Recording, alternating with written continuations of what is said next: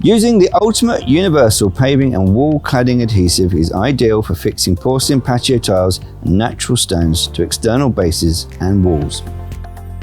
You will require a bucket, clean water, electric drill with paddle, and your safety PPE. For mixing directions for the universal paving and wall cladding adhesive, follow the manufacturer's instructions.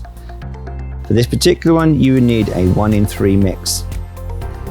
So when we're installing the porcelain cladding, we want to set off our baseline so we can actually measure out correctly what the distances are and make sure that we can minimize the amount of cuts we need to do when putting on our porcelain itself. For the spirit level, we can draw ourselves a line. At the top of this particular tile we're working on, we can take our measurements and we can cross-reference those with our porcelain tiles. We can take our tiles, see if they fit in neatly, and then we can apply the adhesive and get ready to start putting on the tiles. Once the tile adhesive has been applied to the walls, we can now install the porcelain cladding, and this must be done in a staggered fashion to give a much more naturalistic effect. To achieve clean cuts, make sure you use a porcelain blade.